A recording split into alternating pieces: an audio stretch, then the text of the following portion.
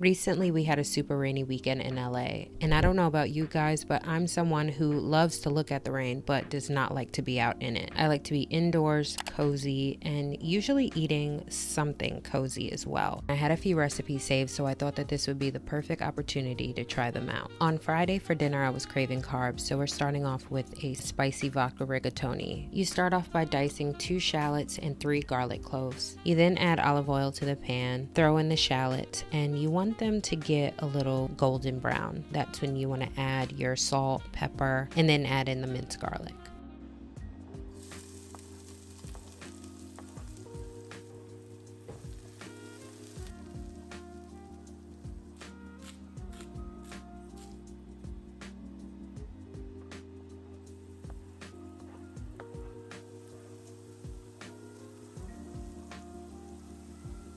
This recipe calls for tomato paste specifically. I used the Cento brand and I used the entire tube. You then want to mix it together with all the other ingredients, make sure it's fully incorporated. Add in red pepper flakes followed by a shot of vodka. It does cook down, but you can choose to eliminate this step if you wish.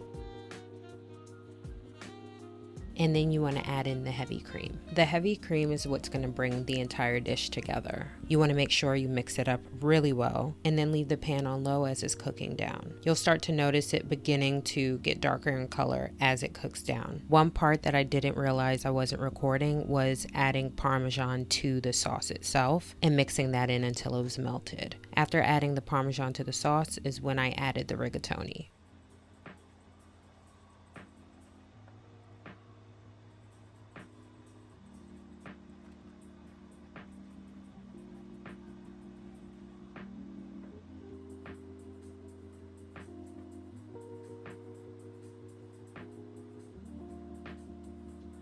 Once plated, I then drowned it in shaved Parmesan because there's no other way to eat pasta. And then I've been trying out different flavors of the United Sodas of America, and I am obsessed with the strawberry basil flavor. There's a few other flavors as well that I'm crazy about, but this one definitely hits. The entire meal was a 10 out of 10.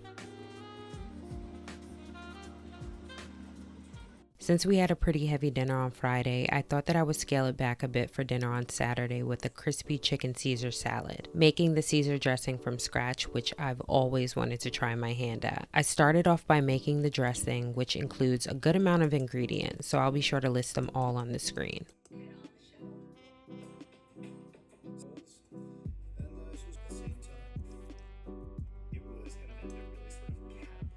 After adding all of the base ingredients, you then add in olive oil slowly while stirring, and lastly, a good amount of grated Parmesan.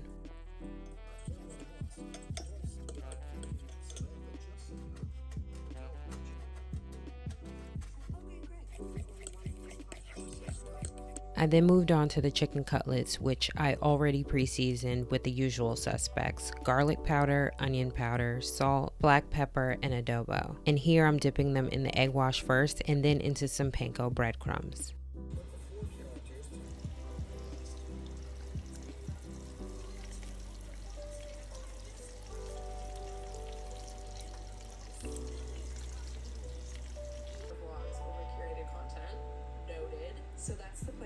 After frying the chicken, I began dressing the salad, adding croutons, then let the chicken cool down a bit before slicing and adding it on top. Toasting the buns, rinsing some iceberg lettuce. Well, this is also like the secret sauce. Oh, check out how good this bite was. And of course, it's not complete without some shaved Parmesan, or a little bit more than some. And then it was bon appetit.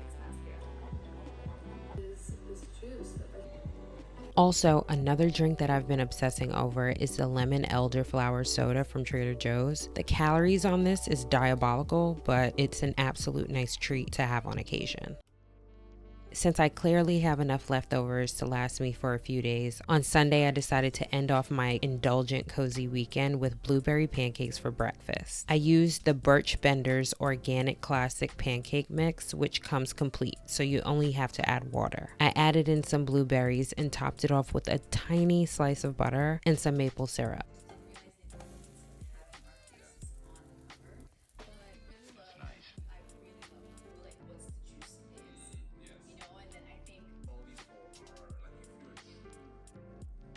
I love sharing what I'm eating with you guys in hopes to inspire you to try out a recipe you've bookmarked but maybe haven't had the time or energy or inspiration to put into action, because I know how that feels. And I felt so amazing trying out new recipes that I've had in my back pocket for longer than I should have. Thank you all for hanging out with me, and I will see you in the next one.